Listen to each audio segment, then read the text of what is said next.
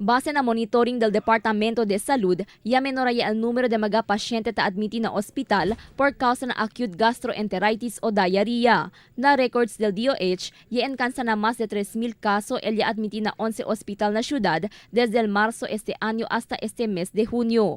El de bien alto caso ya registra del mes de abril, pero ya menoraya este cuando ya entra el mes de mayo. Asegun con el Medical Officer 3 del DOH, Doctora Lucky Rachela Lego, controlado ya este magatiempo con el enfermedad y no hay más cosa debe malingas sa el público.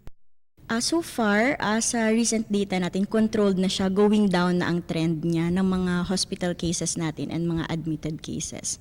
26% del mga pasyente ya admiti na Zamboanga City Medical Center. El de bien alto caso de diarrhea ya sale na Barangay de Santa Catalina, ta segunda el Divisoria, Calarian, Mercedes y Giwan. Na datos desde la Oficina de Salud, tali na 22 el muerto, onde 60% mga hombre tiene edad de 2 meses para 50 años.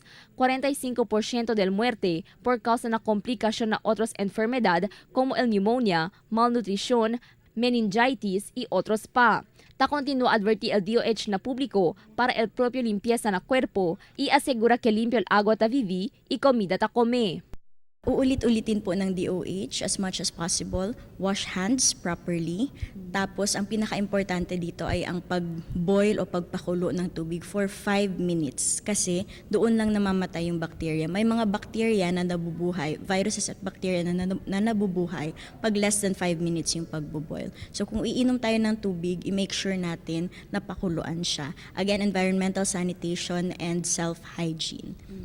El gastroenteritis outbreak na syudad ya causa el rotavirus que un virus na puede obtener na contaminaw agua y comida.